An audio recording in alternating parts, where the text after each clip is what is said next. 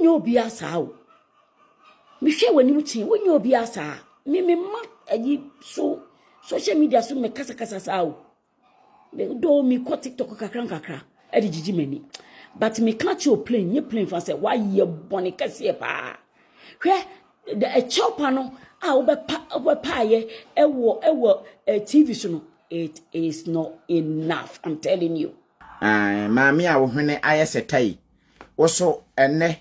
me response we kwa ama wo afiri ye forcing yaafo tenafie na dwene ho wote mo jimi na mo de gugu Ghana ho mo ntu kwan kwasia ene che wo atu kwan wakwa ni pass ne mo jimi mo ntu kwan de osesenyu jimi firi mo mofra sesa na mo de anyini na mo ho atomo wo di jimi firi mo mofra se ye hu se wo yi movie nyene eye ni no hompo hwini mu ti se benfu aya ne agu ni ti so kurasi ni ba me ma unu ba bia kra me shefa ya na se afiri sa amre because mo nsem na mo ti Ghana wo keka eye me tan ye me hinye eye me tan ye ma bote se mo jimi o mo sua nyansan o ma me fom pen 40 se mba bia maduri hwe wo twa so nwi nyina ada ne dwono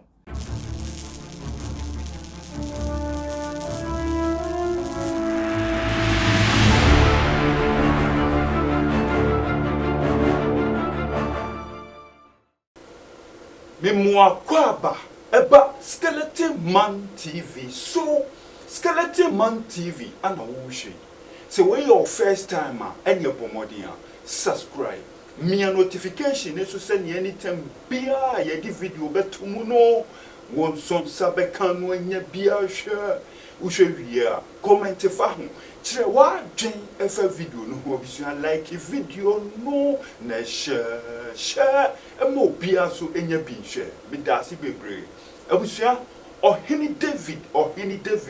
wagya abusuafo wagya ankasa ne dienti ana ohini David abusuafo wagya sa ne nyina eye Mary Efriye Forcing abusuafo Kumawood actress artist wajidin ewo Ghana obia yeden obia enim no ono na chese ohini David ne bu afu ni den dia chese wo faya no edienti abusua ne nyina enam afia pokuya abusua okodidi otumfo atem ewo onua TV so a chese asantefo so ye den omususo ni mu a omupusa no ema onu ahu se akoni widie muti oso ye den obepa chewo no obusua odi apology na ba oba out abepa chewo say yehu ni bobo ni emfanche no na chewo pa na odi ba ye no ana Mary Efriye Forcing o kire mu a o say sa achewo pa we die ohuni se remorse bia nya den enim ohuni se afia pokuya se ni osi betina ho no mu a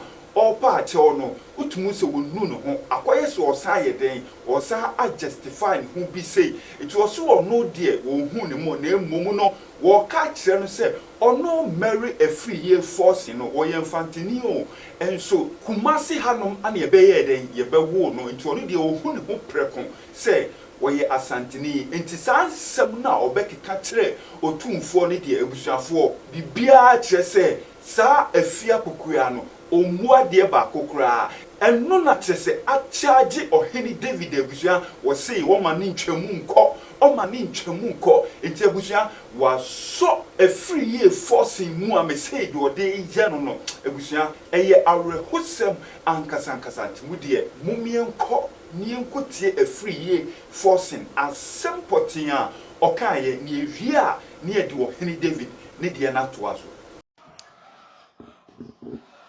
abusuafo baby amu bia Efriye Forcing no sonfo mechia ubia na address we eko ama afia pokuya wedi kotoko hini atem yemu bi se yenhyada nye nipa mu bia sa na so ye ka asema ekwa akiri pa ye ka asema ekwa akiri because ye ka nyansasem afia ensema obekeka ye no ho wo dwene hu wo fie ansa na wo bekeka nokure nye station ho ena wo beka asasem we no kwa dwene hu dada se asantefo minya wo mo ameye wo mo pa medi wo matempa na aka kotokohene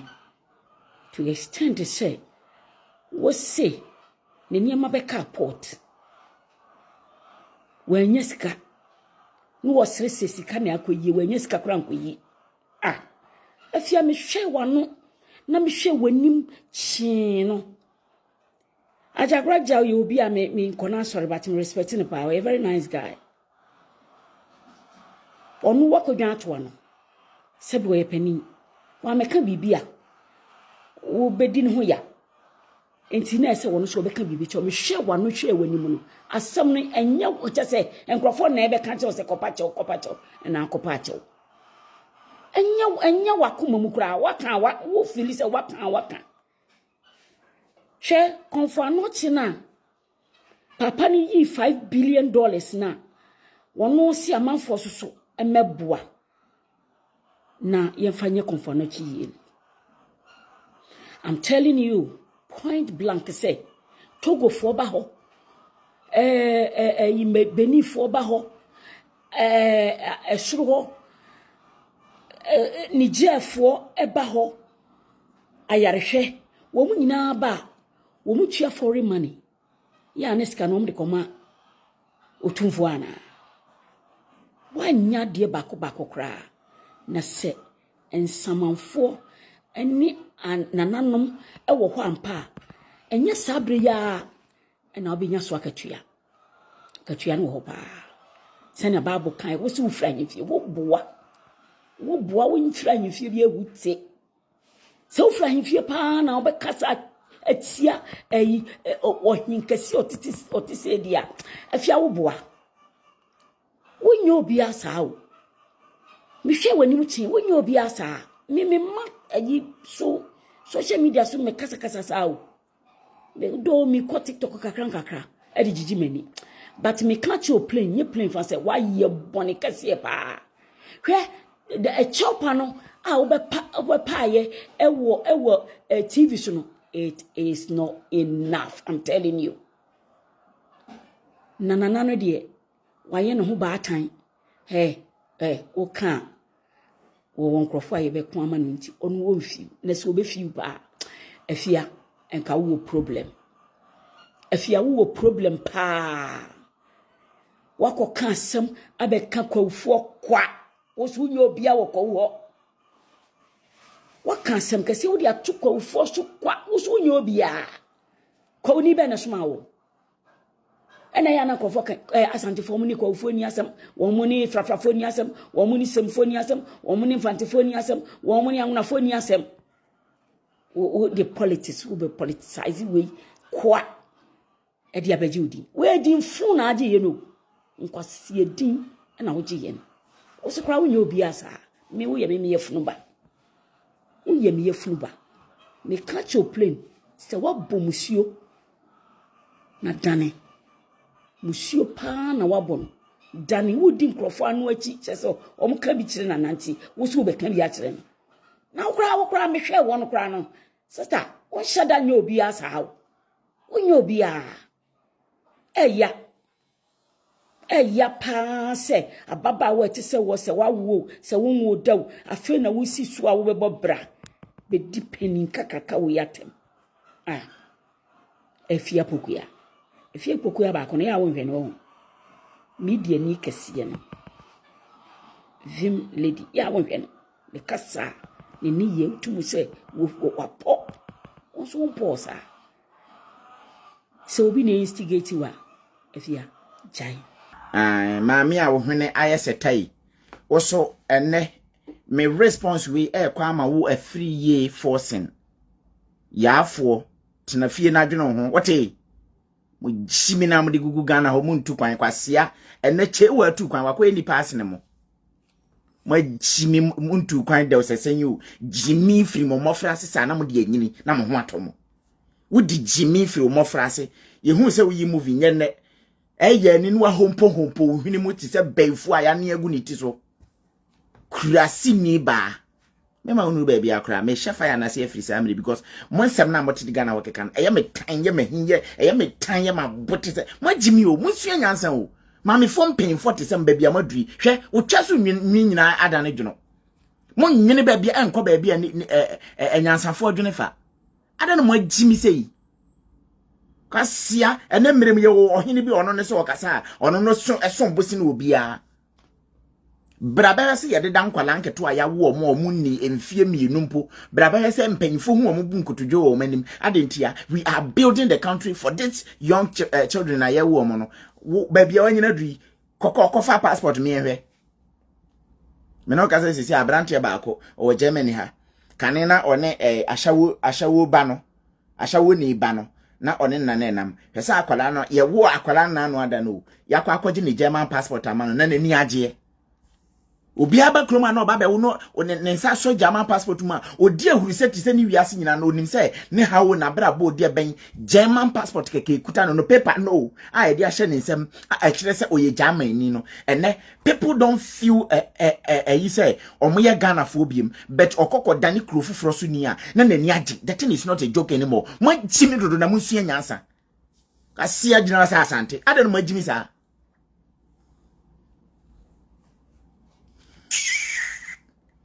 hompo hini maden o mo hwe wi wanim fi wo hini pafu se ankore wo hini pafu se ankore kasi abati se abigina na me we futu de my fit na aboa so no the top from aboa bi aboni bintia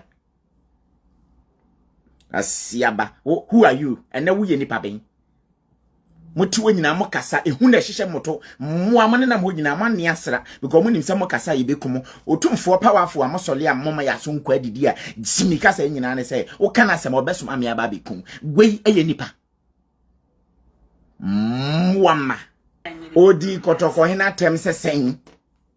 wo ba me ba me twe wanum asem na me de aba na ma ba be bona metiefo atie no ma jeje odi na tem se sen otumfo na mo no nye kwase a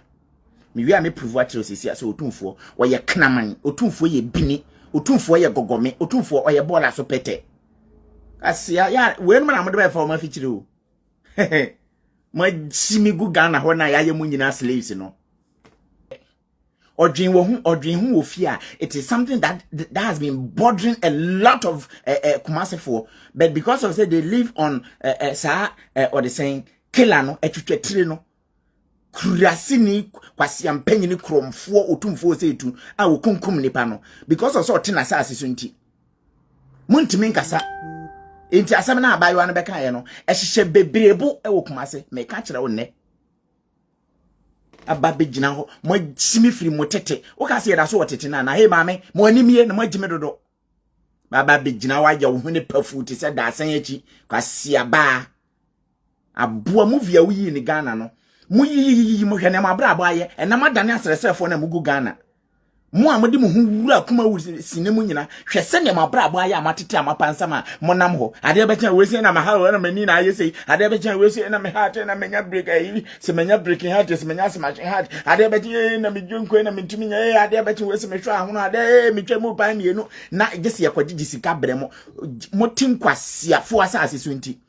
oba sa oba be kasa ntehina se mina ka me kasa obebi wano oba be kasa enam sa ntehine so ono an kasa o hospital e friend otumfo se to hospital ura hospital ha because of say otisika okọ so na oje nnuane free adwadifo ho free na oyese nti ura hospital ha ubedidi free ya show free na me kasa obeka bibisa kurase ni ba oba jimifuo yafuo aboa yes so na maka say ba betwa mama yes so bia so bia mo because mu jimi no it is becoming unbecoming moi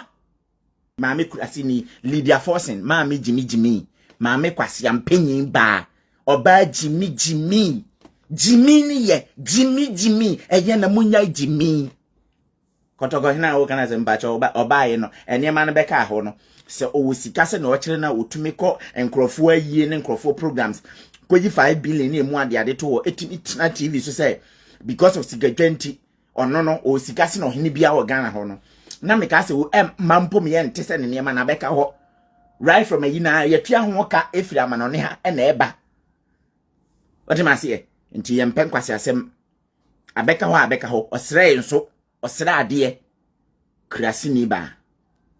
maame kwase ampanyini oba jimi mo se no mawo mma mo antimi antetimu yi omoye ama o madane mmoa ma akromfo fa nwamammofo fa akohwefo fa wo ma wawo omo honom no omo bepa adwuma agese yedi omo nkwase yedie ebinum yedi omo tunum abraba yede mo mma efa so ho jimi nti mo nsua nyansa bacha oni Lydia Forson ye frɛ no free Forson maame kurase ni ba ya wote wonom we ukọ Ghanaian movie ma mpacho waye mu ma ai yedi na yi tambia omo pe bibi di na ya emma na omado dindindin na omo tumi didi atem na omo kojonel me nu ahote se ma ho se wo hwe me. Thank you so much Barikisu Kwade, I see you today. Thank you so much Kojo Kwatin did matem me dance why Kojo Kwatin cause we did matem na me fama otumfo back why mpacho we side man ye di omo ye pe obi amana ye beifo ye pe obi obegyina no why say